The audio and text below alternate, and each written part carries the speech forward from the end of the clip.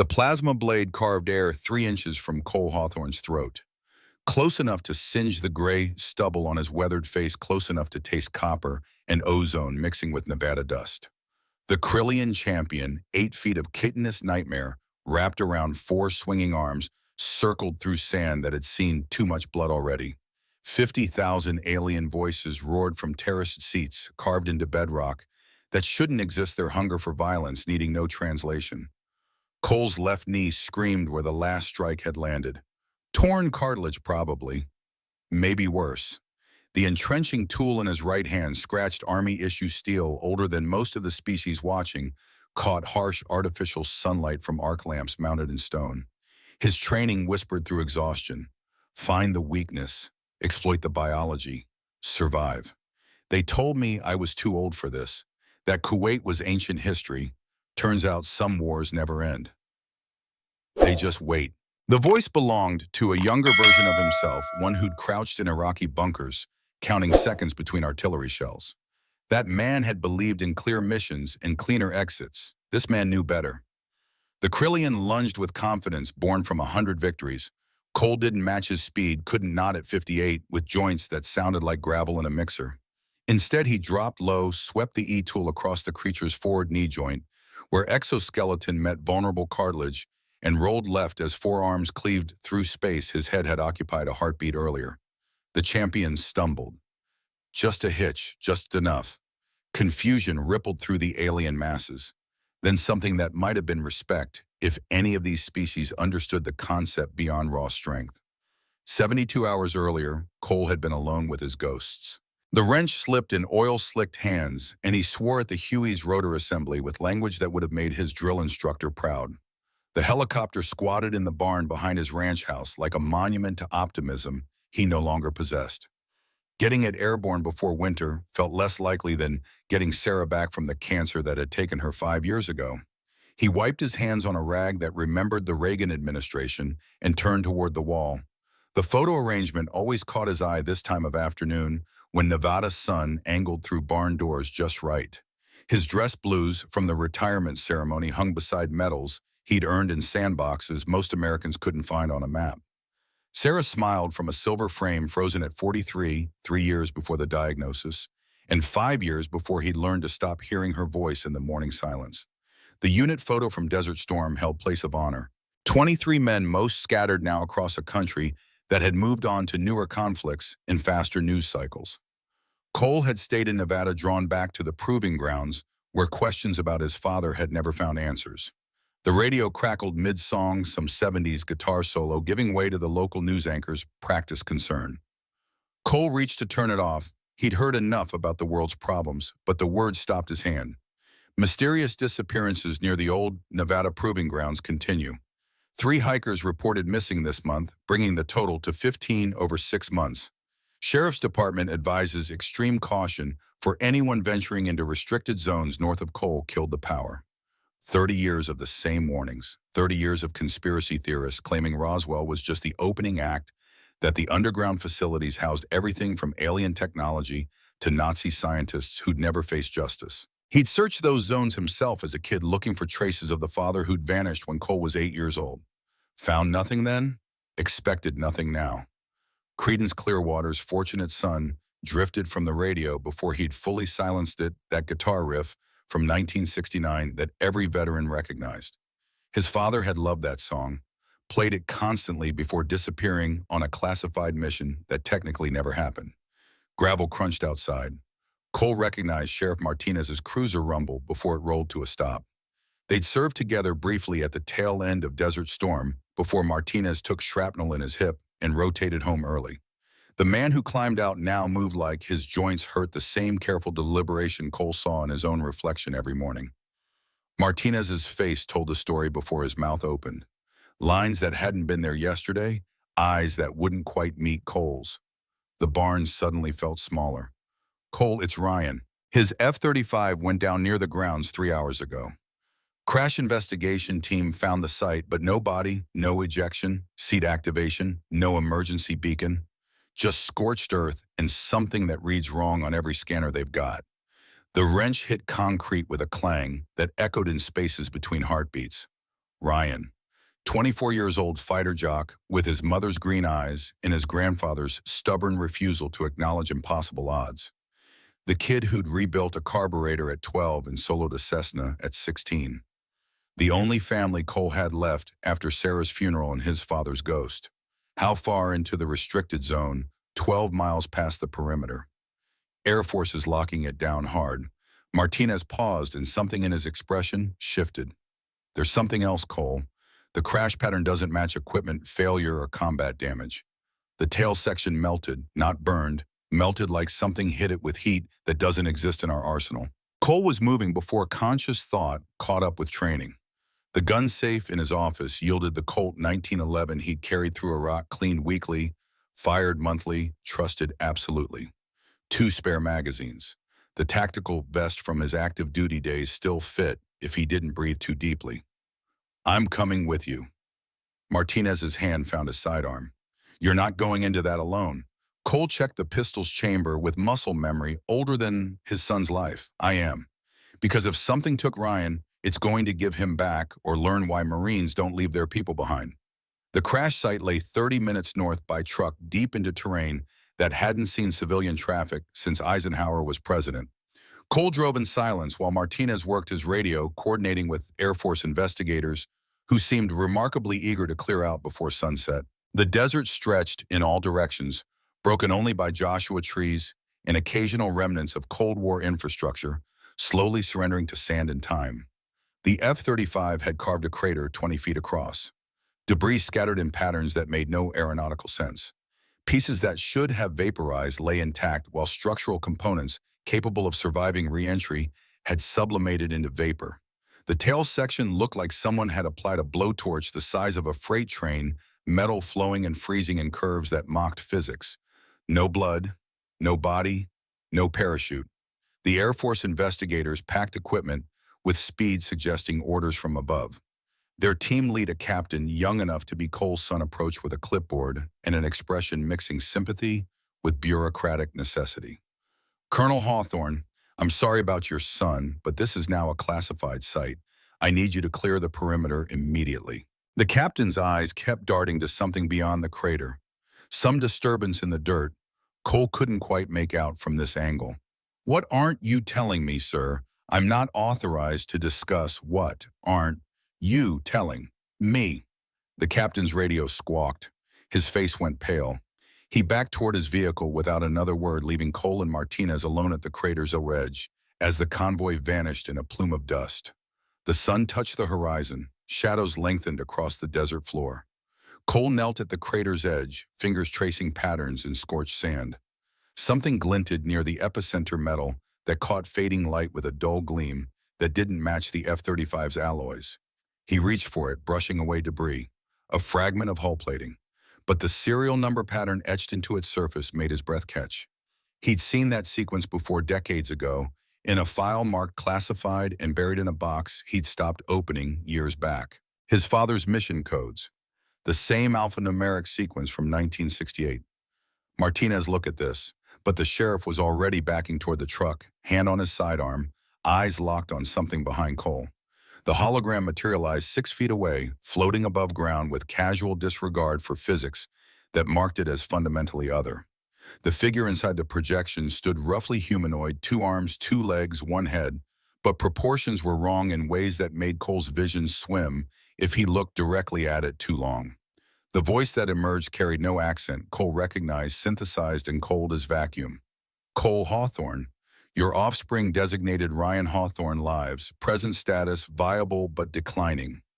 You have been selected for trial by combat. Win 10 fights, your offspring returns to you unharmed. Refuse or fail, and he dies slowly while you watch. The hologram shifted. Ryan appeared suspended in what looked like a medical pod filled with cloudy fluid. His flight suit was torn, blood matting his hair, but his chest rose and fell with a mechanical regularity. Numbers scrolled beside the pod, vital signs that meant nothing to Cole but screamed urgency in their declining trajectories. Martinez's hand found his sidearm. Cole caught his wrist before the gun cleared leather. The projection continued without acknowledging the interruption. Report to coordinates being transmitted to your vehicle at sunset tomorrow. Come armed, die well. Your species has provided 46 previous combatants. All failed. You are attempt number 47. You have 24 hours to decide, or decide by dying. The hologram vanished. The desert fell silent except for wind pushing sand across ancient rock. Martinez's voice shook. Did you get that on your dash cam? Every word. The sheriff's hand trembled. Marcus, this is insane. We need to call this in, get federal assets, maybe. Maybe what Cole faced him fully. Maybe get a committee together while Ryan dies. Maybe watch the government classify it and bury him like they buried my father. He walked back to his truck. The coordinates glowed on his phone screen numbers, placing the meeting point deep in the proving grounds, miles past any fence or warning sign. That night, Cole sat in his office surrounded by ghosts that had names and faces. His father's personnel file lay open on the desk, pages yellowed but still legible. Captain David Hawthorne, Special Forces, assigned to classified operation in Panama region, 1968. Status missing in action, presumed deceased. The official story had satisfied no one in the family. Official stories rarely did when they involved operations that technically never happened. Cole pulled the dog tags from his desk drawer. They'd arrived in the mail 6 months after his father vanished, no return address, no explanation. The metal had tarnished over decades, but stamped letters remained clear. CPT David Hawthorne, blood type O positive, religion Catholic. His father had taught him to shoot when he was 8, taught him to track deer in the mountains behind their house, taught him that when someone threatens your family, you don't negotiate, you end the threat permanently and deal with consequences after. David Hawthorne had also taught him that sometimes good men vanish, and all you can do is make sure their sacrifice means something. You vanished looking for answers, Dad. Now I'm stuck with your questions. Cole closed the file. The Colt 1911 sat beside it, disassembled and gleaming under the desk lamp. He began the ritual of cleaning and reassembly, hands moving through steps he could perform blindfolded. The weapon had seen him through 4 tours, 2 wars, and more close calls than he cared to count. Sleep didn't come. When the sun finally broke over the mountains, Cole was already dressed and armed. The descent into the crucible began with an elevator that shouldn't exist. The entrance lay hidden beneath what appeared to be an abandoned mineshaft, the kind that dotted Nevada's landscape, like graves of a more optimistic era. Cole had driven past this particular shaft 100 times without giving it a second glance. Standing before doors that hummed with power, he understood why conspiracy theorists never ran out of material. The elevator dropped for what felt like 10 minutes. Depth indicators that might have reassured him stayed dark. The only light came from strips along walls that pulsed with colors human eyes weren't designed to process comfortably. His stomach protested the descent, then gave up and accepted the wrongness. His engineering background from the Corps analyzed what little he could see. The walls showed layers of construction, smooth alien metals merged seamlessly with 1950s-era concrete. Cold War junction boxes sat beside holographic displays. This wasn't new. Whatever was at the bottom had been operating for decades. The doors opened onto a different world. The chamber stretched beyond his ability to estimate its size.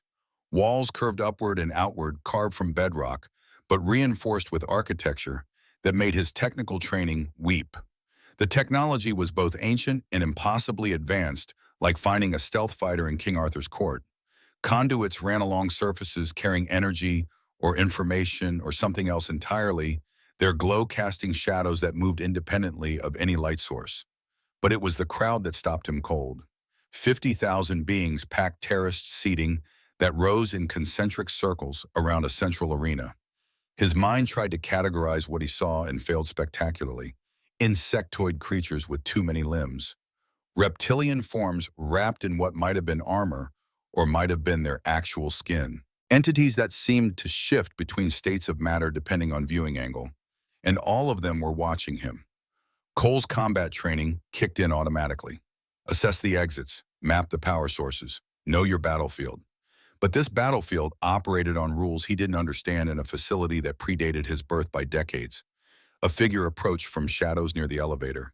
4 arms, chitinous exoskeleton, compound eyes that glittered like fractured obsidian. The creature moved with careful precision of someone who'd learned that speed could be mistaken for aggression. When it spoke, the translator attached to its throat turned clicks and buzzes into English, with an accent Cole couldn't place. Colonel Cole Hawthorne, I am Vexthor, your assigned handler. I will explain rules, manage equipment, and document your death according to protocol. You are older than previous 46 human combatants. This is unexpected. Cole met those compound eyes without flinching. Old means experienced. Vexthor's mandibles clicked rapidly, perhaps laughter. We will see. Follow. The walk through the Crucible's lower level revealed layers of history Cole's government had lied about for decades. Here, smooth alien metals merged with 1950s concrete. Their holographic displays floated beside Cold War-era electrical panels. The whole complex felt like an archaeological dig, where every layer contradicted the one above it. Vexthor provided commentary as they walked. The Crucible has operated since your year 1947. After the Roswell incident, both our species agreed to this arrangement. Earth undergoes evaluation. Your warriors face our champions. Sufficient victories prove human potential. Sufficient defeats prove human inadequacy. In 50 more years, judgment is rendered. And if we're inadequate, Cole kept his voice neutral, then Earth receives the standard package. Your governments are integrated into the broader Confederation. Your military assets are seized, and your species serves in whatever capacity best suits the collective. Vexthor paused before a door that dilated open like an organic sphincter. You would call it conquest. We call it inevitable. But then Vexthor stopped before a display case Cole hadn't noticed. Inside, among various pieces of equipment and weaponry, sat a pair of tarnished dog tags. The stamping was still legible despite decades. CPT, David Hawthorne. Opos, Catholic. Cole's world tilted. His father's tags. The ones that should have been in his desk drawer at home, except those had been mailed anonymously. These were the originals. Your father, Vexthor's translator, added harmonics that might have been sympathy. Cole couldn't form words, could only stare at proof his father had stood exactly where he stood now, 57 years ago. He made it to Fight 9. Vexthor's mandibles clicked softly. Then the council changed the rules. The armory contained weapons from a dozen worlds and twice as many wars. Energy weapons hummed with barely contained violence, blades forged from materials that shouldn't exist, ranged weapons whose operating principles violated conservation of momentum. Vexthor gestured toward the racks with casual indifference. Choose your implements. Most humans select technology they do not understand, then die quickly because of it. Cole walked past all of it. His hand found a Gladiator-style blade in a corner rack, steel simple, reliable, and the combat knife that could have come from any army surplus store. He checked the edges with his thumb, found them acceptable. Primitive. Vexthor's translator carried something that might have been approval. But you survived Kuwait with primitive tools, yes? Your file is interesting, Colonel. You won battles when you should have lost. Your military calls it luck. We call it pattern recognition. The creature leaned closer. I fought in the War of Three Suns, served 80 years before my retirement. I recognized something when I reviewed your history. You fight like my species did before technology made us soft. You fight to survive, not to prove. This is rare. Old warriors don't fight to prove. They fight to survive. That's why they survive. Vexthor's mandibles clicked rapidly. Precisely. The four-armed veteran gestured to a weapon on the far wall. Your father chose that Gladius. He fought exactly like you, smart, not strong. It served him well for 9 fights. Cole moved to the wall. The blade was ancient by human standards. Roman design with a grip wrapped in leather that had cracked with age. Etched near the hilt in letters that took him a moment to decipher, DH 1968.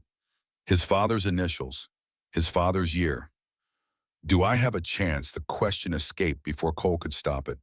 Vexthor was silent for a long moment. 46 humans came before you. All died. But none fought for a child. None carried the weight you carry. His translator added harmonics that might have been sadness. In my experience, desperation makes warriors either foolish or formidable. You do not seem foolish. The observation deck overlooked the arena from 50 feet up. Cole stood at the railing, watching maintenance crews prepare the fighting space below. The sand looked real, probably shipped from some quarry at taxpayer expense before anyone knew aliens were using it for bloodsport. You will fight your first bout in 30 minutes. Vexthor gestured to the arena. Your opponent is Krillian. They value strength and direct confrontation. Subtlety offends them. Good. Cole didn't look away from the arena. Because I'm fresh out of subtle. The crowd began to fill the stands. More species than Cole had names for, all here to watch humanity's latest offering die for their entertainment. He wondered how many of them cared about the outcome. How many had already decided Earth's fate regardless of what happened in that sandpit? A disturbance in the crowd drew his attention. The aliens were parting, creating a corridor through their masses like the Red Sea deciding it had better places to be. The figure that walked through their ranks moved with confidence of someone who'd never doubted their right to exist exactly where they stood.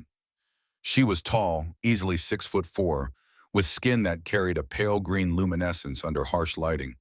Her hair fell to her shoulders in waves of silver green that might have been natural or might have been fashion in whatever world had produced her. But it was her eyes that locked Cole in place. Gold. Pure molten gold with pupils that contracted to slits as she studied him from across the arena floor. She didn't climb to the observation deck. She simply appeared there, space folding around her like she'd edited reality's rough draft. Cole's hand didn't move toward his weapon's pure survival instinct, recognizing that aggression would be suicide. When she spoke, her voice carried the weight of centuries. No translator device. Pure, unaccented English that somehow made his native tongue sound like a poor imitation. Cole Hawthorne, Colonel United States Marine Corps retired, Gulf War veteran Purple Heart recipient, widower father to one. You have traveled far to die in my arena. Cole straightened despite pain in his knee. And you are Empress Kalith of the Viridian Confederacy, ruler of 12 worlds, undefeated in 517 combat trials spanning 8 centuries. She moved closer, each step deliberate. I have seen your species' files, 46 attempts, 46 failures. You are the first to reach my minimum age requirement, because the young ones were easier to kill. Cole held her gaze. Because the young ones fought for glory. She stopped an arm's length away. You are here for your offspring. This changes the mathematics of your desperation. Ryan, his name is Ryan, I know. Her golden eyes studied him like he was a puzzle missing pieces. I know everything about you, Cole Hawthorne. Your father vanished into these proving grounds when you were 8 years old. You spent your childhood searching restricted zones for answers that no one would give you. You survived combat by refusing to accept death as inevitable. She reached out. Cole didn't flinch. Her hand touched his shoulder with surprising gentleness. And now you are here because you believe will alone can overcome biology, technology, and mathematics. She leaned close enough that he could see flecks of darker gold in her eyes. You humans are either the bravest species I have encountered or the most delusional. I have not yet determined which. The crowd had fallen silent, every alien eye focused on this moment. Kalith straightened and addressed the masses with a voice needing no amplification. This elder warrior honors us with his presence. He comes not for conquest or glory, but to reclaim what was taken. This is the war we all understand. She turned back to Cole. 10 fights.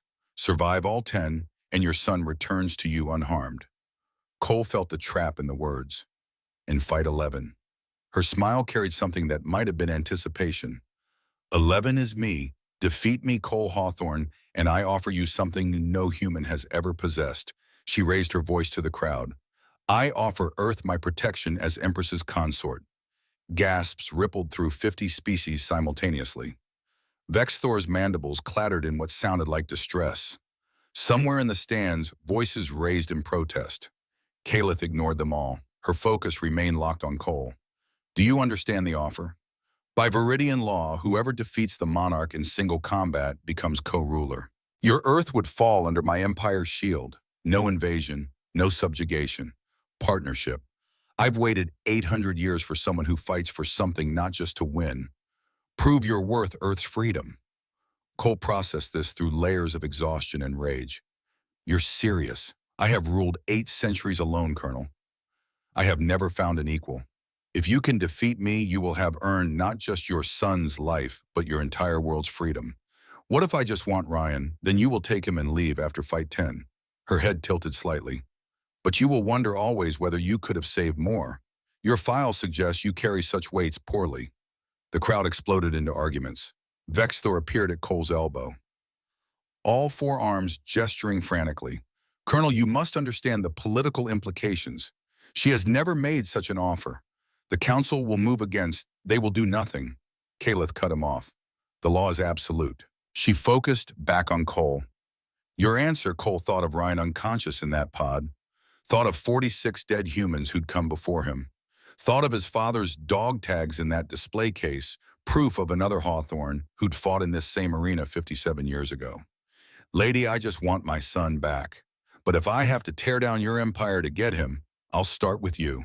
The arena fell silent. Then Caleth laughed, not mocking. Genuine surprise, delighted laughter that transformed her face from imperial mask to something almost human. Outstanding, she turned to the crowd.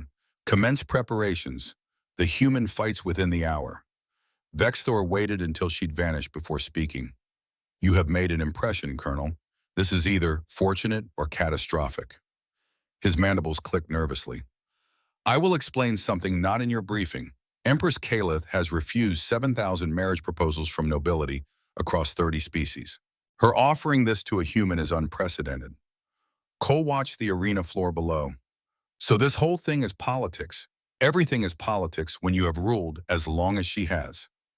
Vexthor's translator added harmonics of concern. But Colonel, you should know. Your son is bait.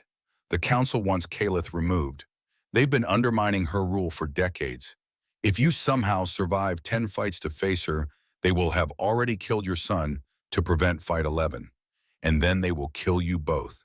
The armory provided basic armor flexible weave that might stop glancing blows, but wouldn't save him from anything committed. Cole strapped the gladius to his hip, the combat knife to his thigh. The weight felt right, familiar. A commotion at the armory entrance announced new arrivals. 12 humans ranging from 18 to 25 filed in with the nervous energy of people who'd been prisoners long enough to recognize opportunity when it appeared. The one in front, Latino kid, maybe 19 with angry eyes and shoulders that hadn't quite caught up to his frame, stepped forward. Colonel Hawthorne, I'm Alex Rivera. We're the 12 they grabbed as recruits over the past 6 months. His jaw set with determination that reminded Cole of Ryan at that age.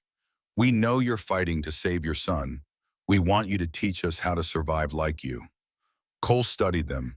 A young woman with dark skin and intelligent eyes stood beside Alex, the tech genius type, who probably knew more about the facility's systems than her captors realized. Twin brothers who looked like they'd been trouble since birth, but the kind of trouble that saved lives when things went sideways. The rest carried themselves with varying degrees of fear and hope. I'm not a teacher. You're the only human who's won more than one fight. Alex's voice carried edge of desperation. That is teaching. We've been watching you train. The way you move, the way you think. That's what we need to learn. The tech genius stepped forward. I'm Maya Okonkwo. I've hacked their systems enough to know the council's planning multiple assassination attempts during your fights. You're going to need backup whether you want it or not. The twins grinned in unison. Jake and Sam Torres, sir, were really good at creating distractions. Cole looked at their faces, young, scared, determined, reminded him of every boot camp grad who thought they were ready for war until war taught them different. All right, his voice came out rougher than intended. Lesson 1, fair fights are for sports.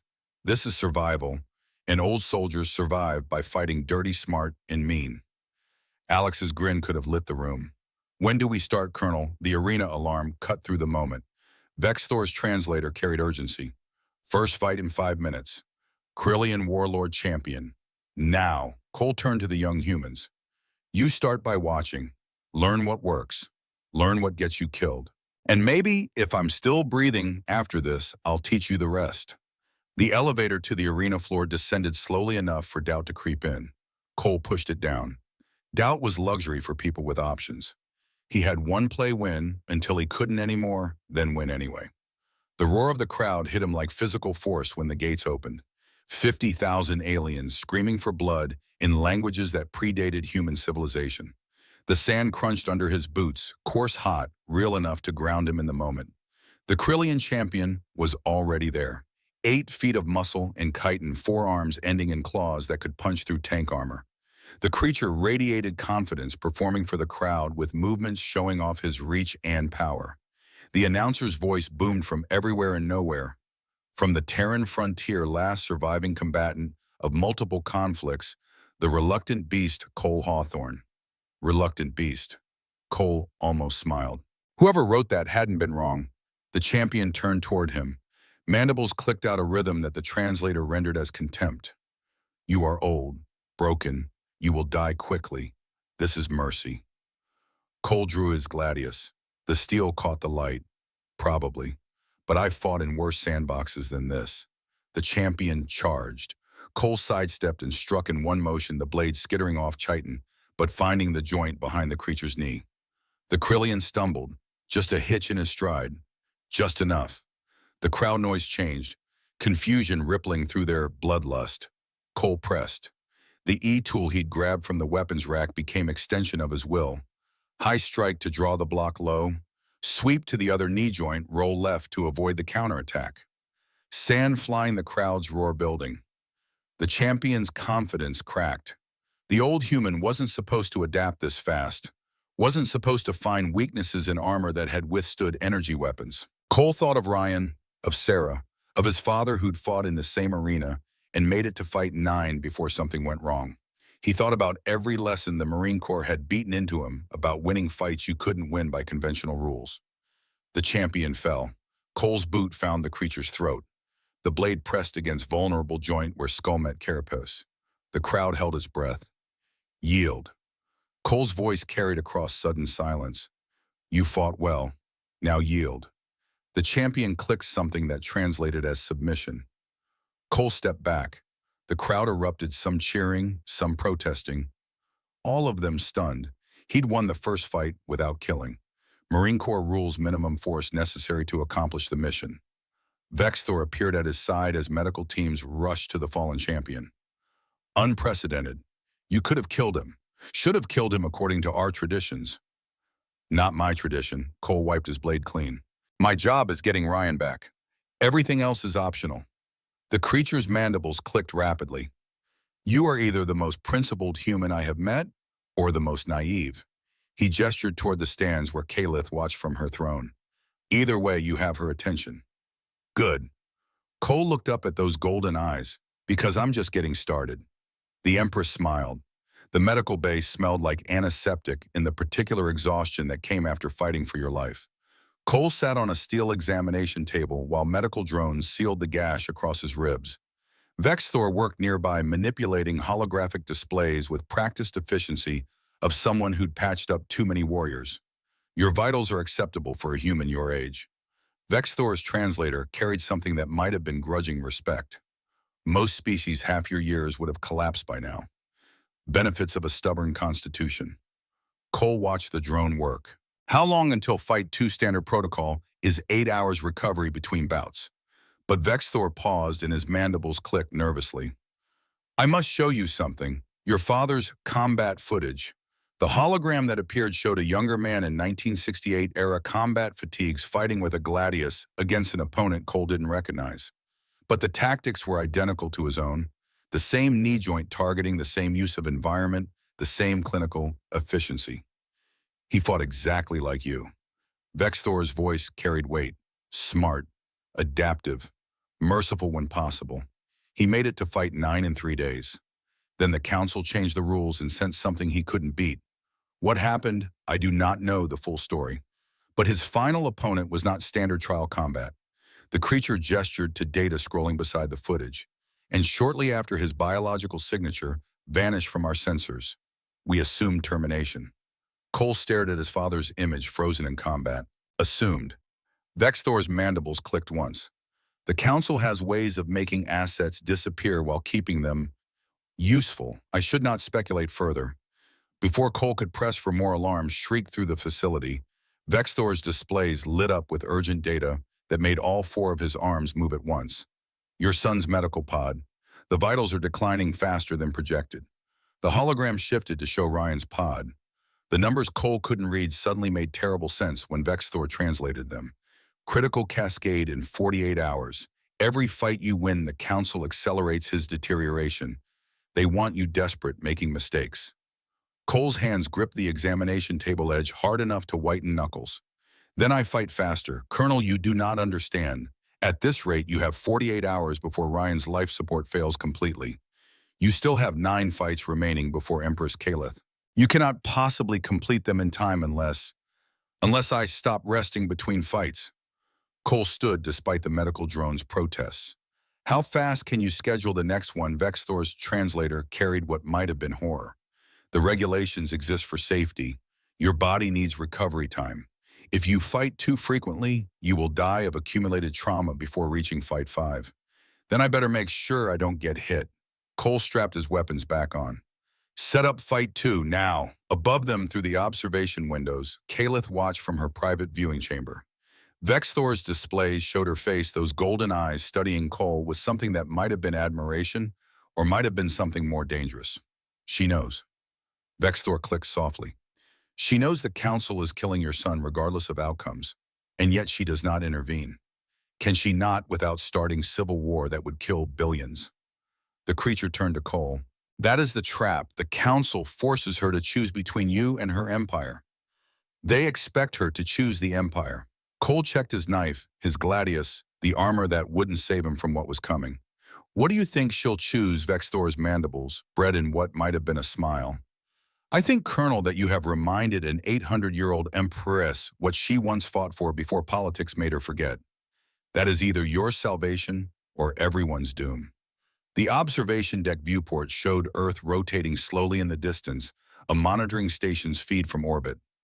Somewhere down there, veterans like him were coaching Little League and fixing tractors and living lives that didn't involve alien empresses or death matches. Cole missed boring, missed the weight of ordinary problems. The timer on the display changed. Fight 2 in 30 minutes. Then the macro cliffhanger text appeared on screen where only Cole could see it, a message Maya had managed to hack through Council-activated final protocol. Unknown weapon designation Revenant. Your father's serial number attached. Cole's blood turned to ice. The Council hadn't terminated his father 57 years ago. They'd done something worse. Fight 2 came 4 hours later instead of 8. Cole's ribs still ached where the medical drone had sealed them, but Ryan's timer didn't care about regulations or recovery protocols. The insectoid moved like lightning, given physical form, compound eyes tracking him through 360 degrees of vision that made flanking impossible. Cole won by turning the arena itself into a weapon. The arc lights above cast harsh shadows that confused the creature's visual processing. A handful of sand into those compound eyes. Marine Corps doctrine didn't care about species differences. Then the gladius through the thorax while it shrieked in frequencies that made his teeth ache. The crowd's appreciation grew louder. Primitive human using environmental factors to overcome superior biology. They loved the irony. Vexthor met him at the tunnel exit with medical supplies and news that made Cole's blood run colder. Timer update shows 36 hours remaining. They are accelerating faster than predicted. Then schedule Fight 3 in 2 hours. The creature's mandibles clicked in what might have been protest or resignation. You will not survive this pace, Colonel. Watch me. Fight 3 arrived with a tech warrior whose energy shields deflected every strike Cole attempted. The alien laughed and demonstrated various weapon systems, while Cole circled for 2 full minutes, probing for weaknesses that might not exist. Then he remembered the pacemaker the VA had installed 3 years back after his heart decided middle age meant occasional rebellions. The magnetic pulse function was meant for MRI emergencies, not combat. Cole triggered it anyway. 30,000 credits of alien shielding short-circuited in a cascade of sparks. The warrior went down under a boot to the throat in 3 precise strikes his Quantico instructors would have recognized. Above in the stands, 12 young humans erupted in cheers that cut through 50,000 alien voices. Alex Rivera stood at the barrier pumping his fist. Maya Okonkwo had her hands pressed to her mouth, eyes wide. The Torres twins were already discussing what they'd just witnessed with the intensity of people analyzing game footage. Cole caught Alex's eye and nodded once. The kid grinned back with expression that said he'd learned something. In her private viewing chamber, Empress Calith stood motionless. Her reflection in the observation glass showed golden eyes that hadn't blinked in 3 minutes.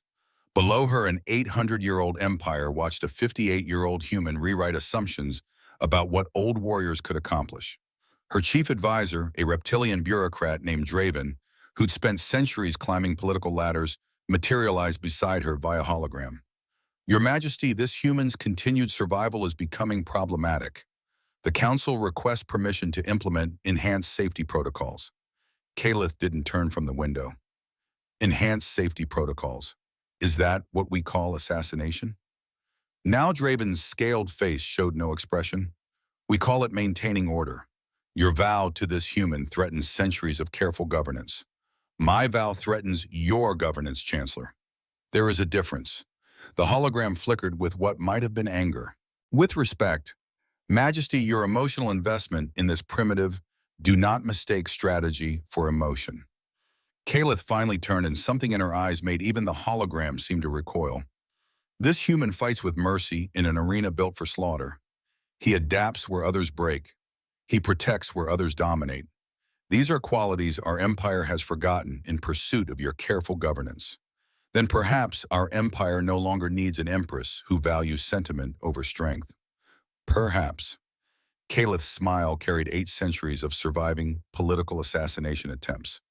Or perhaps it needs a chancellor who remembers that strength without wisdom creates nothing but ruins. Test me carefully, Draven. I have ended rebellions before you were spawned. The hologram vanished. Alone again, Kalith returned to watching Cole receive medical treatment below. His body was failing. She could see it in the way he moved, the way he held his ribs. But his eyes remained sharp, calculating, undefeated. She thought of her son dead 500 years in a war she'd been too late to stop. Thought of the moment she'd held his body and sworn never to care about anything again except maintaining the power to prevent such losses. This human was making her break that oath, and she couldn't decide if that terrified or thrilled her. Medical bay 20 minutes later. Cole sat on the examination table while Maya Okonkwo worked a stolen data pad with fingers that flew across alien interfaces like she'd been born to them. Got it? Her voice carried triumph and fear in equal measure. Council's planning 3 assassination attempts. Fight 6, they're going to destabilize the arena gravity. Make it look like equipment malfunction. Alex Rivera leaned against the wall, arms crossed. We can't stop them directly. Maya's eyes met Cole's. But I can hack the stabilization protocols. Give you a fighting chance when physics goes sideways. The Taurus twins exchanged looks. Jake spoke first. We could create a distraction during the changeover.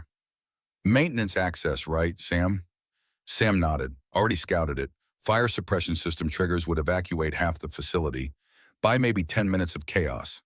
Cole studied these kids who'd been prisoners and were now volunteering to commit sabotage for a man they'd known less than a day. You understand what you're risking. They catch you. They won't just lock you up again. Alex's jaw set with determination. Colonel, we've been watching humans die in this arena for 6 months. You're the first one who made us think maybe we don't have to. That's worth the risk. Besides, Maya's grin carried edge of something feral. I've been in their systems long enough to know where a lot of bodies are buried.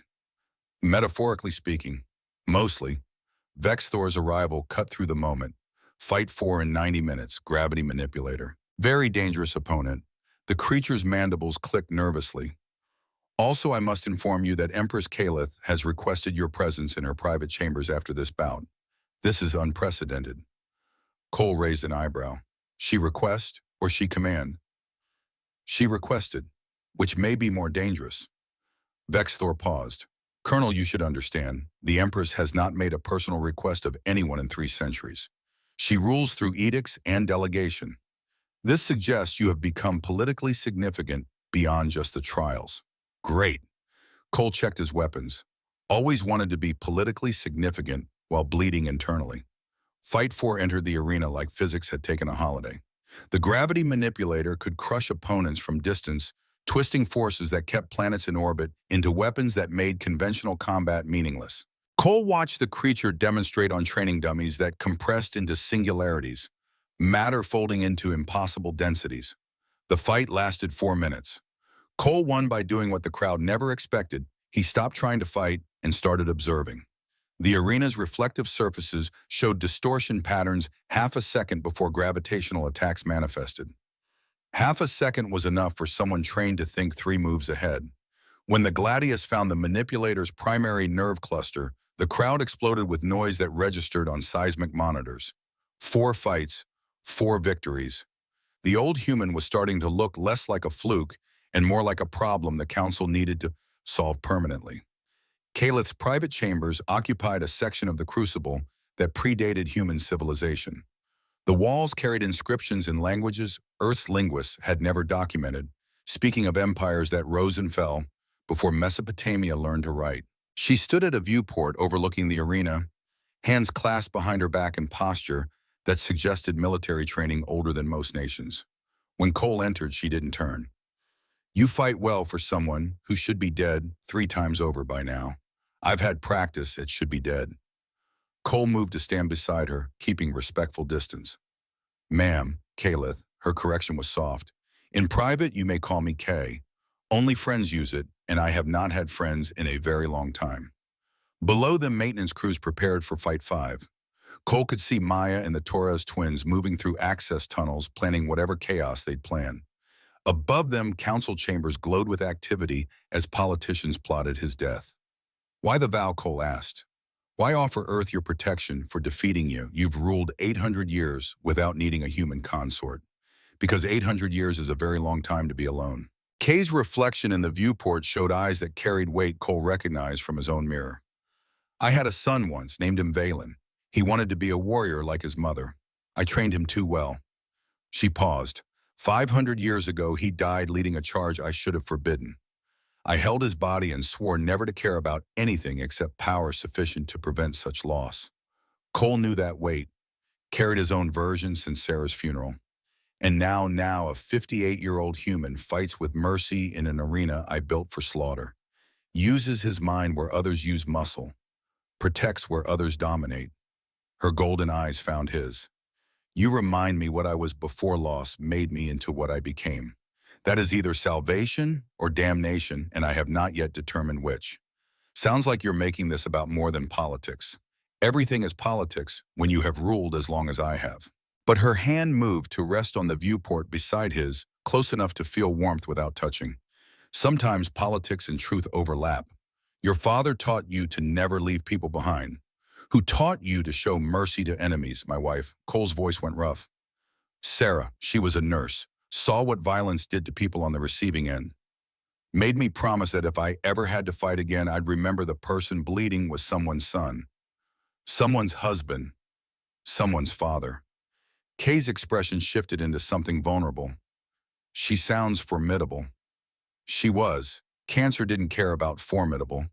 The moment stretched between them, 2 warriors carrying ghosts learning they might not have to carry them alone. Vexthor's voice crackled through Cole's calm. "Fight 5 in 30 minutes. And Colonel, I am detecting unusual activity in maintenance systems. Whatever your young humans are planning, it is attracting attention." Below them, alarms started blaring. Fire suppression systems activated in sections of the facility that had nothing to do with the arena. The Torres twins had kept their promise about creating chaos. Kay smiled, and the expression transformed her from empress to someone who remembered what it felt like to be young and reckless. "Your students have initiative. I approve. They're not my students." "No." She turned to face him fully. "Then why do they fight for you as if you were their commanding officer? Why does the young woman risk execution to protect you through technology? Why do the brothers sabotage my facility for your benefit?" Cole didn't have an answer that didn't sound like he'd accidentally adopted 12 humans in the space of 8 hours. Kay's hand found his shoulder. "You are a teacher whether you accept the role or not." She leaned close enough that he could smell something like ozone and mint. "And when this is over, assuming we both survive the Council's attempts to murder us, I will want to learn what you teach." "That a threat or a promise?" "Both." Her smile carried heat. "Now go. Show my empire why mercy can be the most devastating weapon of all." Fight 5 was a berserker, all rage and virus-enhanced aggression that felt no pain and knew no surrender. The creature howled in frequencies that triggered fight-or-flight responses across 40 species simultaneously. Cole circled, evaluating. Above in the stands, Alex Rivera and the other young humans had started a chant that cut through alien voices. Lesson 7, Lesson 7. Someone had been paying attention. Lesson 7 from his impromptu training session. When the enemy can't feel pain, take away their ability to fight.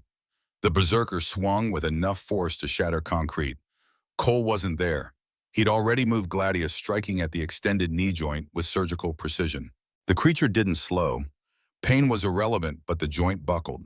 Anatomy didn't care about willpower or viral enhancement. He worked systematically. Second knee, then shoulders, then the specific nerve cluster that controlled gross motor function regardless of pain reception. The crowd watched clinical dismantling of their champion with reactions split between horror and fascination.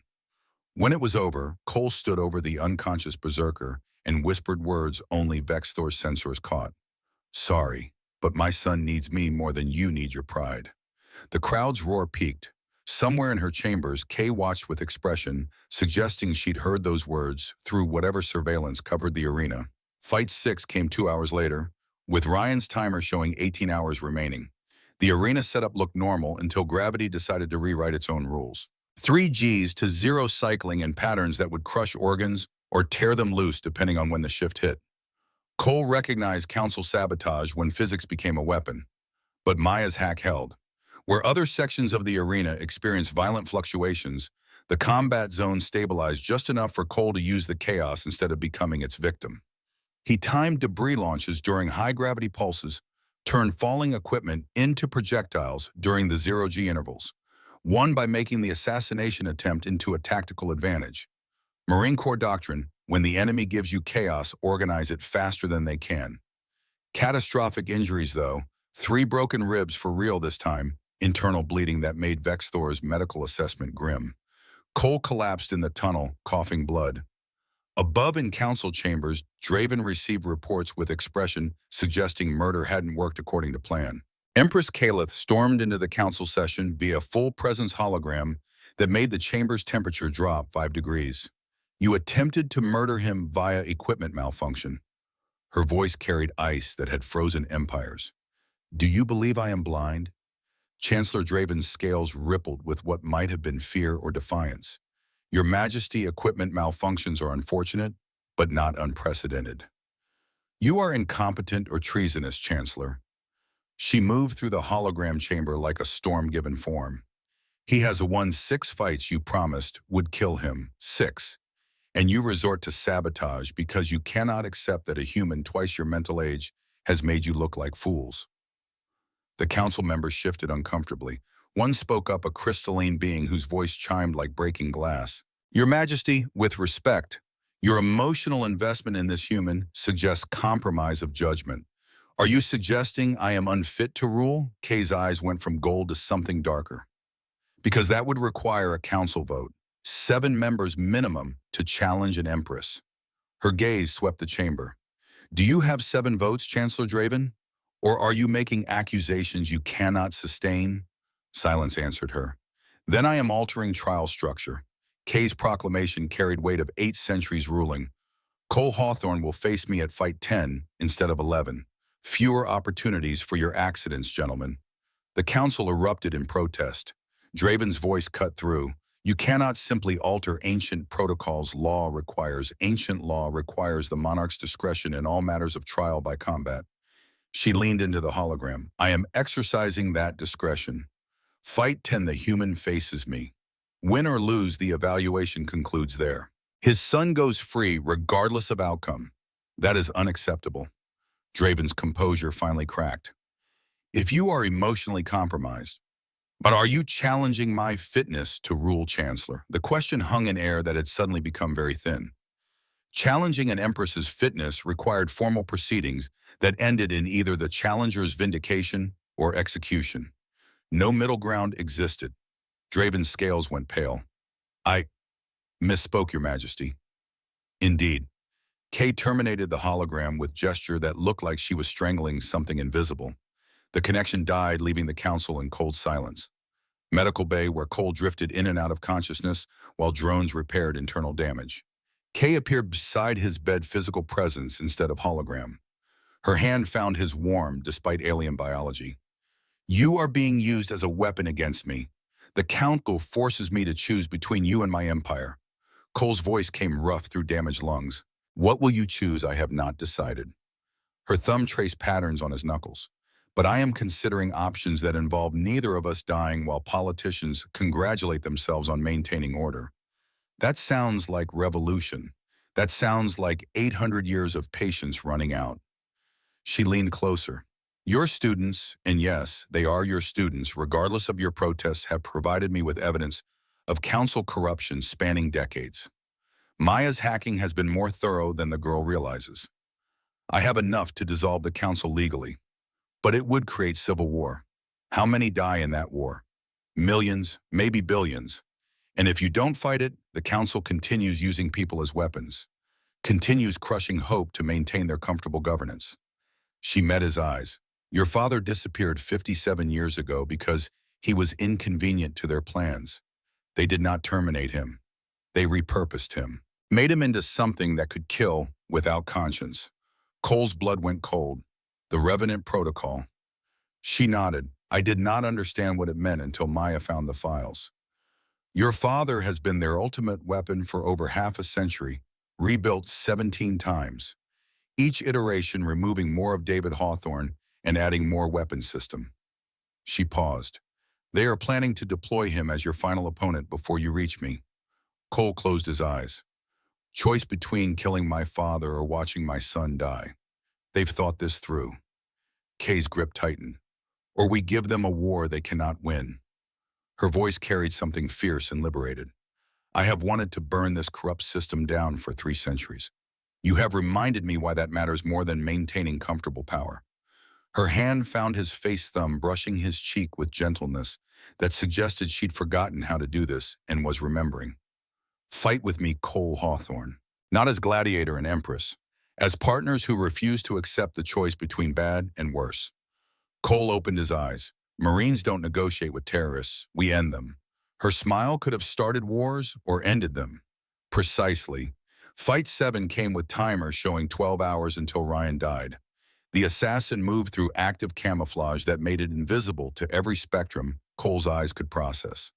He won using tinnitus, the permanent ringing from too many years near tank fire and artillery, as advantage. The constant noise let him detect absence of sound where the assassin displaced air.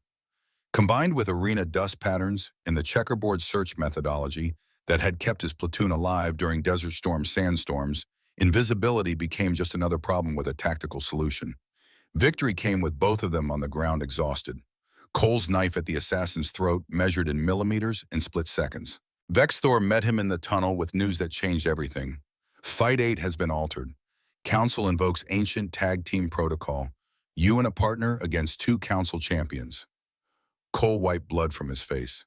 I don't have a partner. Yes. The creature's mandibles clicked.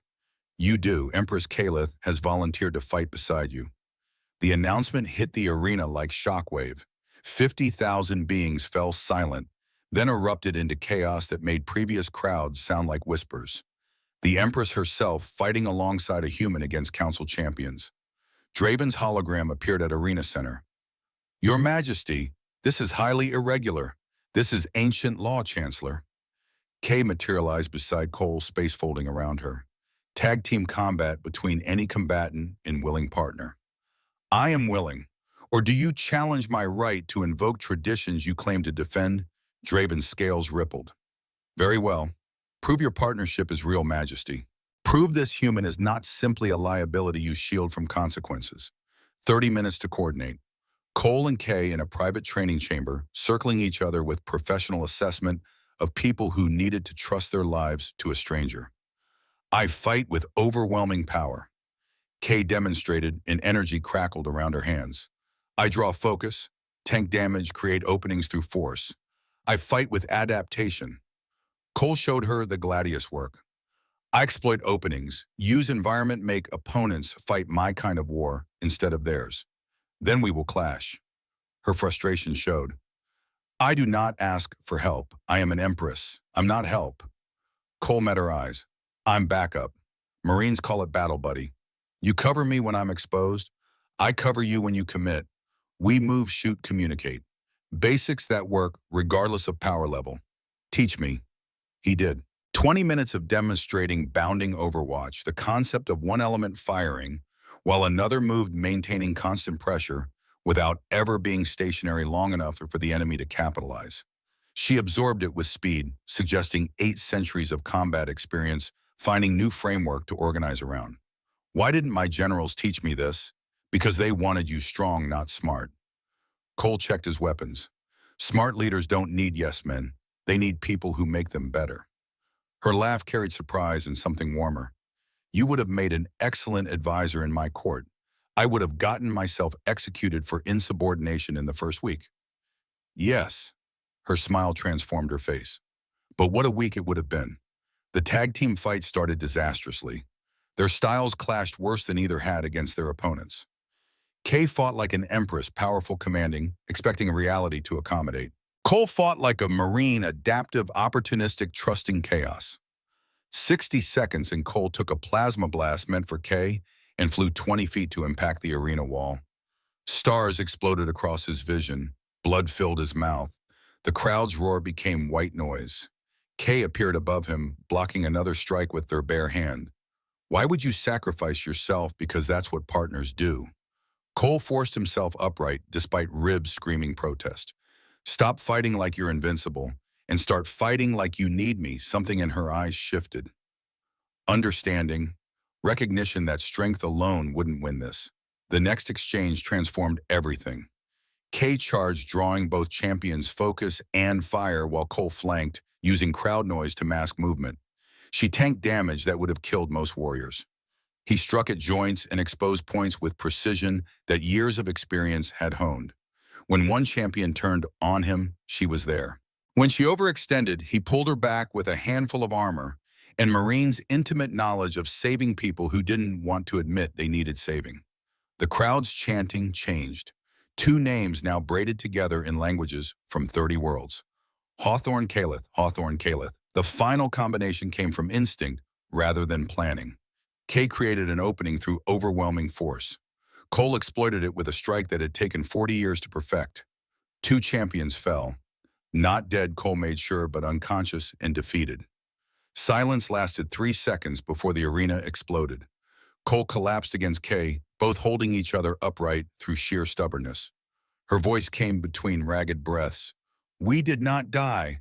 Gold star for both of us. Cole's laugh turned into a cough that brought blood. Your tactical education is complete. Welcome to the Corps.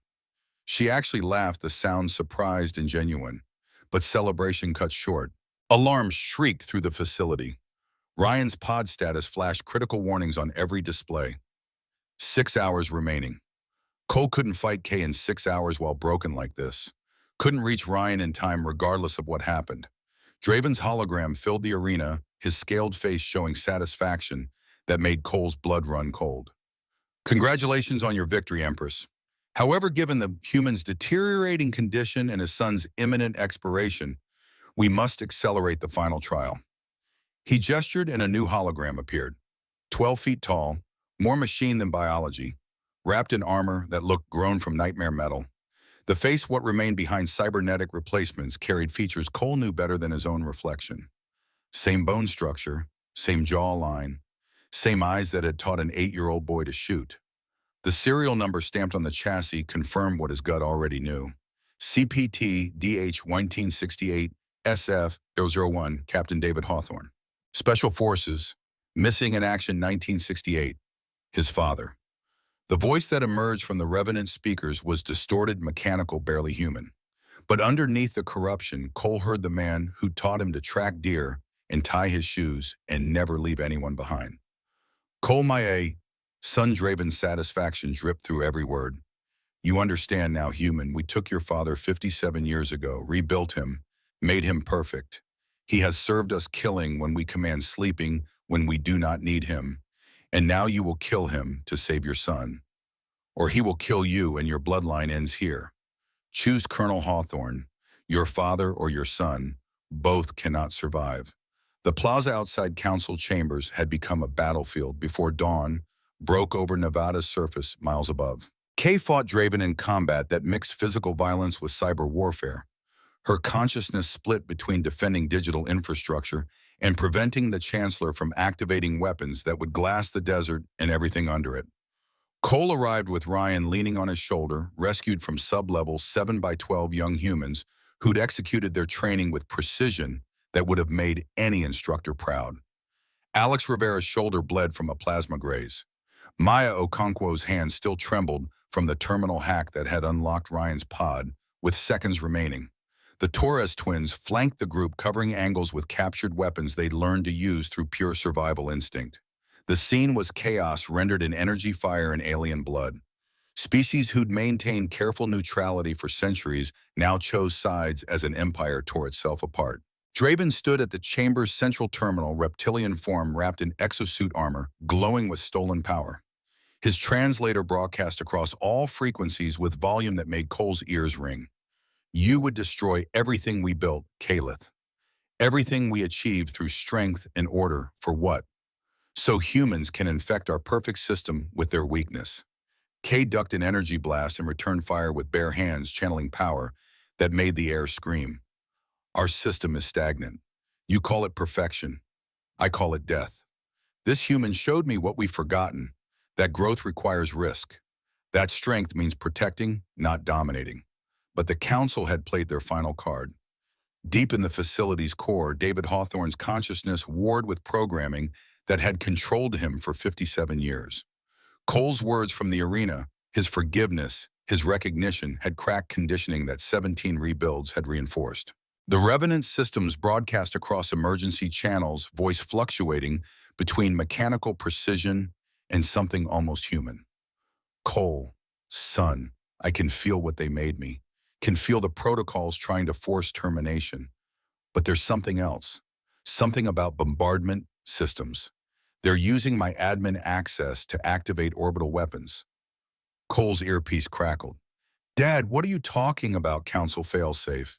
If they lose, they destroy Nevada and the facility to prevent power shift. Planet killer weapons targeting this exact location. David's voice stabilized slightly. I have admin codes, but the system requires Viridian DNA authentication. I don't have enough organic material left to trigger it. Kay's voice cut through the comm. I can reach the override station. Give me your codes. Won't work. David's mechanical laugh carried pain that transcended circuitry. System is designed to prevent exactly that kind of transfer. But I have another option. He paused, and in that silence, Cole heard his father making a choice. I can upload myself, become the authentication. My neural pathways contain enough Viridian integration from 57 years of forced service to trick the system. Cole's blood turned to ice. That's not death. That's erasure. Yes. David's speakers crackled with something that might have been tears if machines could cry. This isn't sacrifice where something of me survives. This is complete dissolution. I won't just die, son. I'll cease to have ever been conscious. The data that was David Hawthorne will burn out, stopping those weapons. The words landed in Cole's chest like hollow point rounds. I need you to tell me it's okay. I need you to give me permission to stop existing. Cole couldn't form words, couldn't reconcile the mathematics of losing his father for the second time against saving his son and 2 billion others. Ryan's voice weak but clear. Grandpa. His hand found Cole's. Do it. Save them. Dad's here. I'm here. We'll remember for you, smart boy. David's voice carried pride that half a century couldn't erase. Cole, listen to me. I've been dead for 57 years. Been a ghost in a machine, barely remembering what it meant to be human. But today, for a few minutes, you gave me back myself. You reminded me I was a father, that I had a son worth being proud of, a grandson I never got to meet but would have loved. Dad, there has to be another way. There isn't, and we both know it. David's systems began the upload sequence. I taught you to never leave anyone behind. Well, I'm not leaving. I'm staying. I'm holding the line so you and Ryan and everyone else can live. That's what fathers do. Cole's voice broke. I love you, I know, son. I always knew. Tell Ryan. His voice started to distort as consciousness became data.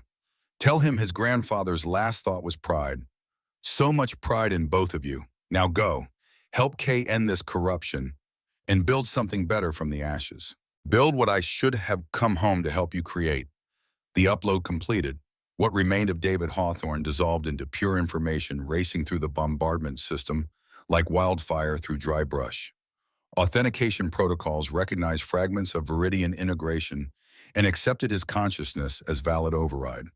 For 3 seconds, David Hawthorne existed as pure thought distributed across computational systems, spanning an underground facility the size of a small city. He touched every circuit, every pathway, every weapon array, saw the scope of what the council had built and what they were willing to destroy to maintain it. Then he burned, deliberately, completely, magnificently. Every circuit he touched overloaded. Every pathway he traveled collapsed behind him. He didn't just stop the bombardment, he destroyed the capability to ever attempt it again, scorching digital Earth so thoroughly that rebuilding would take decades. In Sublevel 7, the Revenant's body collapsed, systems going silent, as consciousness that had animated it simply ceased to exist. Not dead, not sleeping, just gone. Bombardment systems powered down across the facility. Warning lights shifted from critical red to safe green. 2.4 billion lives saved by a man who'd been dead for 57 years, choosing to die one final time. In the plaza, Cole dropped to his knees holding Ryan. His son was alive, rescued with 30 seconds remaining on the pod timer. But his father, what remained of the man who taught him to shoot and track and never quit, was gone beyond any possibility of recovery. Ryan's arms wrapped around him, and for the first time since Robert's funeral, Cole Hawthorne allowed himself to break. The battle for the plaza ended minutes later, when Kay finally cornered Draven in the cybercore. The Chancellor had triggered every failsafe activated, every weapon deployed, every contingency. All of them had failed because an old Special Forces captain had deleted them while becoming the override. Kay held Draven by the throat, her hand glowing with energy that could have vaporized him. Her eyes held 8 centuries of dealing with politicians who valued power over principle. "Give me one reason not to end you here." Draven's scales rippled. "Because it would prove I was right, that you value vengeance over justice, that the human made you weak." Cole's voice cut through the chamber, rough with grief, but steady with purpose. "Don't kill him." Kay turned, surprise clear on her face. Cole stood at the entrance, Ryan leaning on him. Alex and the others flanking them like an honor guard. Blood and exhaustion marked all of them, but their eyes held something that made even the Empress pause. "You want to rule different?" Cole walked forward, every step costing him. "Start by showing mercy. Execute him, and you're just another tyrant who killed everyone who disagreed. Put him on trial, show your people that justice matters more than revenge. Be the leader who breaks the cycle." The silence stretched while she processed this from a human who just watched his father erase himself to save billions. "Very well." She lowered Draven, though her grip remained iron. "The Council faces trial." She looked at assembled forces veterans who'd answered her call. Young humans who'd fought beyond their years, species who'd chosen progress over stagnation. "All of you witnessed what happened here. Spread the word. The Empire changes today, starting with how we treat those we defeat." 3 days later, Cole sat beside Ryan's bed in medical bay, while doctors from 6 species argued about human physiology. His son was alive, recovering, complaining about the food, all signs that pointed toward full recovery. Kay found them there as Nevada's dawn filtered through viewports, showing surface structures Cole hadn't known existed. She moved like her injuries hurt, despite medical attention. The chair beside his accepted her weight with a creak, suggesting alien furniture wasn't rated for post-battle exhaustion. They sat in silence for 5 minutes before she spoke. "Your father saved approximately 2.4 billion lives when he stopped the bombardment. The calculation should have been impossible for a consciousness as fragmented as his, but he completed it anyway. He was Special Forces." Cole's voice came from somewhere distant. "They don't teach quitting in that curriculum." "No," her hand found his. "They teach sacrifice for causes greater than self." He learned that lesson well. As did young Alex Rivera, who took plasma fire to protect your son. As did Maya Okonkwo, who risked execution to hack systems beyond her understanding. As did you. I didn't sacrifice anything. My son's alive. You sacrificed the comfortable lie that you could save everyone." She turned his hand over, studying scars that decades had etched. "You taught those young humans to fight like you. To stand when standing was suicide. To protect others regardless of personal cost. They executed those lessons with precision that changed an empire. That burden is not nothing." Ryan stirred in the bed, consciousness returning by increments. His voice came rough but stable. "Dad, what happened? Everything and nothing." Cole squeezed his son's hand. You're alive. That's what matters. The kid's eyes focused enough to see Kay sitting there. And you're the alien empress Mom mentioned in her letters. She said if you ever married again, it better be someone interesting. Cole winced. Your mother said no such thing. She absolutely did. Last letter before the cancer got bad. Ryan managed a weak smile. Told me you'd spend 20 years alone being noble and miserable unless someone dragged you back to living. Made me promise to approve whoever you picked. Kay's expression cycled through emotions Cole couldn't quite name. Your mother sounds like she was formidable. She was. Ryan's focus sharpened despite drugs. You planning to marry my dad? The directness left no room for imperial deflection. I am considering the proposition. Then I got one condition. The kid met her gaze with confidence that reminded Cole painfully of Sarah. You make him happy. He spent 5 years being some, and I'm tired of watching it. So if you're doing this, do it right. Kay laughed, surprised and genuine. You have your father's directness. She looked at Cole. And yes, I intend to try. The formal proposal came in her office 3 days later, after emergency surgeries and political reshuffling and memorial services for those who'd died. Kay knelt in human style, which Marcus later learned was scandalous among 30 species simultaneously. Her words were simple. Cole Hawthorne, you defeated me not through violence, but through demonstrating what I had forgotten, that true strength serves rather than dominates. Will you be my partner in rebuilding an empire that values wisdom over power? I'm 58, Cole gestured at himself, broken down, got PTSD from 3 wars. My knees sound like gravel and I can't hear high frequencies anymore because of artillery damage. I am 800 years old. She took his hands. I have killed more beings than you have met. I carry guilt from decisions that shape civilizations. I am emotionally unavailable, politically ruthless, and have trust issues that predate your species' written language. We are perfectly matched in our damage. That's the worst sales pitch I've ever heard. Yet here I am offering you not just partnership, but transformation of everything I've built. Her smile carried vulnerability he'd never seen. Be my king, not because protocol demands it, but because I choose you. Because in 1 week you taught me more about leadership than 8 centuries of ruling. Because I want to learn how to be strong without being cruel. On 2 conditions. Cole pulled her to her feet. Alex and those 11 kids get full citizenship on Earth. Fresh starts with everything they need. Done. And second, we do this right. Human ceremony and your ritual. Mix the cultures. Show both sides matter equally. Her kiss was answer enough. The wedding happened 2 weeks later in Nevada desert under stars that humans and Viridians both recognized. The ceremony lasted 3 hours, blending Marine Corps tradition with Viridian bonding rituals that required both partners to speak vows in the other's native tongue. Cole stumbled through Viridian phonetics that made Kay smile despite solemnity.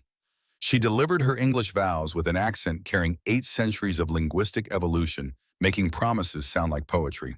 When Vexthor pronounced them bonded, the crowd erupted. 11 young humans formed honor cordon, each carrying memorial candle for those who'd fallen. Ryan stood at center in dress blues, saluting his father and new stepmother with pride transcending species. The reception lasted until Nevada's dawn painted the desert gold. Veterans from 30 species shared war stories needing no translation. Young humans taught alien cadets drinking songs that probably violated several treaties. Louis Armstrong's What a Wonderful World played from speakers someone had rigged Cole's era, his father's music bridging 1967 to 25 with melody about hope surviving darkness. And Cole danced with his empress, under stars belonging to everyone, now her height making his neck crane, her laughter making the awkwardness worth it. 6 months later, Cole stood in the command center of what everyone called the Interspecies Strategic Academy. The facility occupied old proving grounds where his father had vanished over 50 years ago, now transformed into training grounds where humans and aliens learn from each other's tactical traditions. The 11 survivors had found their places. Alex Rivera taught asymmetric warfare with brutal efficiency, his shoulder scar a reminder of what they'd fought for. Maya Okonkwo served as chief tech liaison, her genius finally recognized and utilized properly.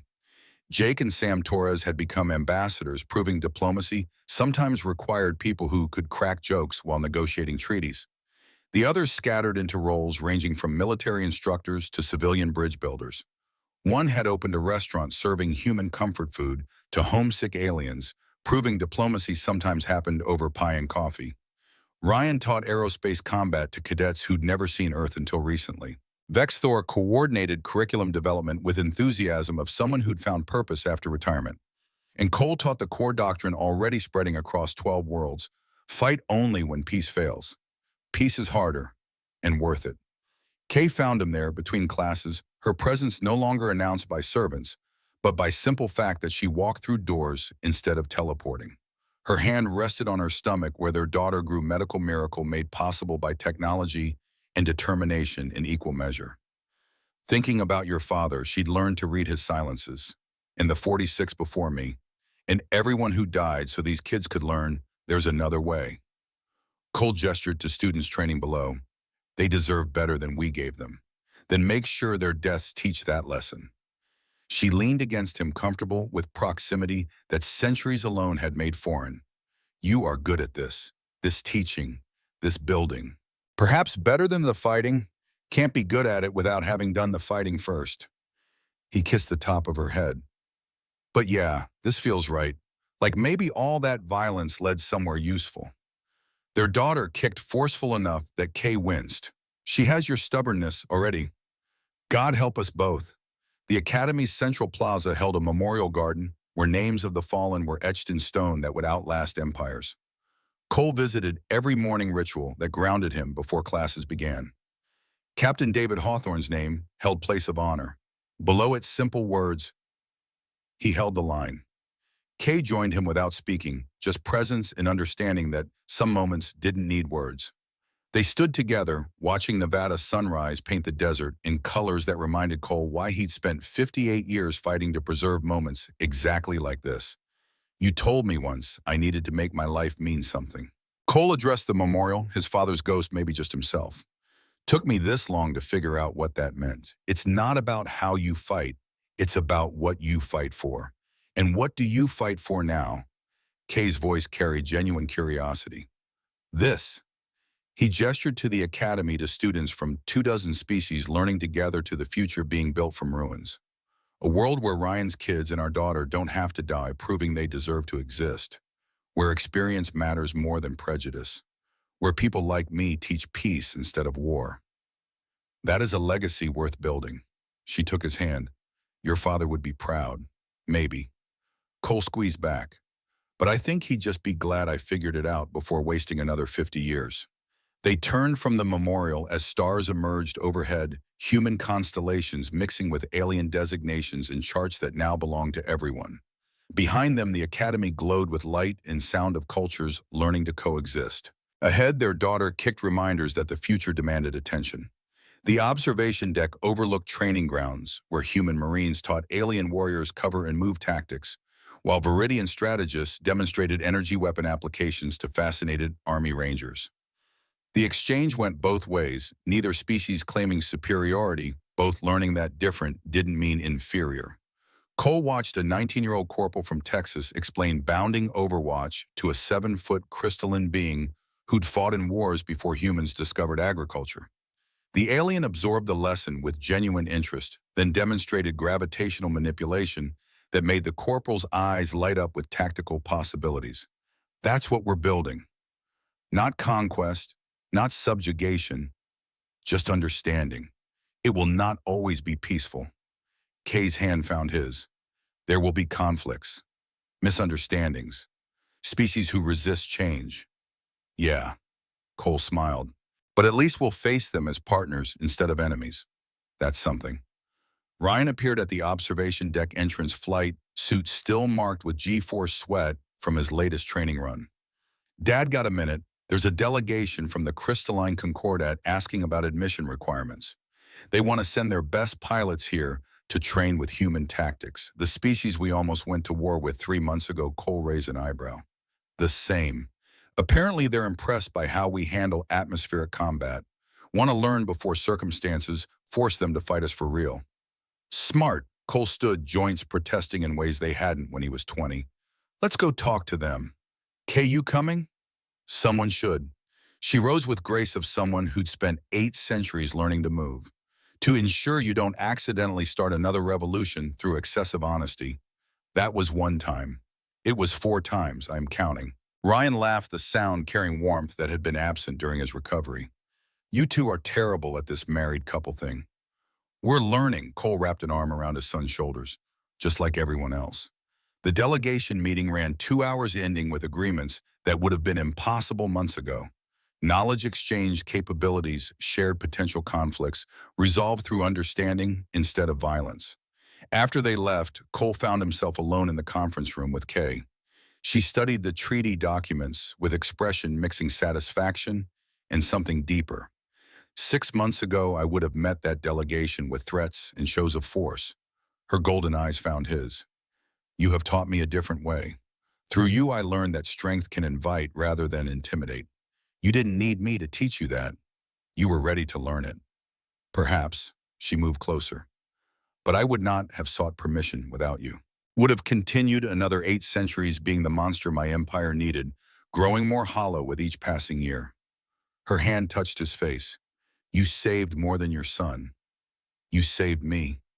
The kiss that followed tasted like promise and possibility, like two people damaged by decades of violence, finding something gentler to build together. The final evening of that first 6 months, Cole stood alone at the memorial as stars emerged overhead. His father's name caught starlight letters etched deep enough to last centuries. I hope I'm doing this right, teaching instead of fighting, building instead of destroying. Cole's voice carried into desert wind. It feels right, but I keep wondering if I'm just fooling myself. The desert offered no answer. Stars wheeled overhead in ancient patterns indifferent to human concerns. But then Kay's hand found his shoulder, and Ryan appeared on his other side, and together the three of them stood before the memorial in comfortable silence that needed no words. You're doing it right, Dad, Ryan said finally. Grandpa would be proud, Mom too. They would. Kay's voice carried certainty. Because you are building something that outlasts any of us. A legacy measured not in battles won, but in battles prevented.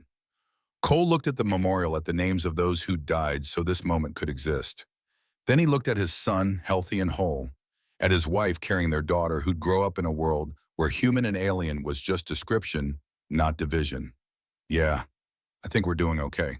They turned from the memorial together, 3 generations linked by love and loss and determination to make the sacrifices mean something. Behind them, the academy glowed against Nevada's darkness, beacon of hope in a galaxy learning that different didn't have to mean enemy. In the main hall, a plaque hung above the entrance where every student would see it daily. The words were simple, carved by Kay in the week after the revolution. Here we learn that strength serves wisdom, that power protects rather than dominates, and that the greatest victory is the battle we choose not to fight. Below it, smaller letters, dedicated to Captain David Hawthorne, USAF Special Forces, 1940 to 2025. He held the line. Cole read those words every morning and would continue reading them for the rest of his life. They were reminder and obligation memorial and mission statement. They were everything he'd learned through blood and loss and desperate refusal to let good people die for nothing. They were, in the end, what it meant to be a soldier who'd finally found a war worth winning, the war against war itself, fought through teaching and understanding and the radical notion that enemies could become allies if given the chance. Cole Hawthorne had started this journey as broken veteran looking for his son. He'd ended it as teacher, husband, father, and architect of peace between species who'd never imagined cooperation possible. They said I was too old to matter, that my wars were over. They were half right. My wars are over. Because I learned what my father tried to teach me 50 years ago, the best warriors are the ones who make war obsolete. We don't fade away. We just find better battles, the battle to teach, to build, to ensure the next generation never has to fight ours. The stars wheeled overhead, same stars his father had seen from this desert over 50 years ago. Cole stood at the center of it all, Marine father, husband, teacher, and felt something like peace settle into spaces where violence had lived too long. His father had taught him to never leave people behind. Cole had kept that lesson expanded. It built an entire academy around the principle that everyone deserved a chance to come home. Sarah had taught him that love was worth fighting for. Cole had found that love again in the most unlikely place with the most unexpected person, and learned that healing was possible even after loss felt permanent. And David Hawthorne, in his final act of consciousness before becoming data that saved billions, had taught Cole that legacy wasn't about living forever. It was about making sure your death meant something that others could build upon. These were the legacies worth living for. These were the wars worth winning. The reluctant beast had finally found his peace. And in the Academy's museum, a 5-year-old girl with her father's eyes and her mother's luminescent skin would one day pick up her great-grandfather's gladius and ask her mother what he'd fought for. For you, little one, so you'd never have to. Then I'll make sure it was worth it.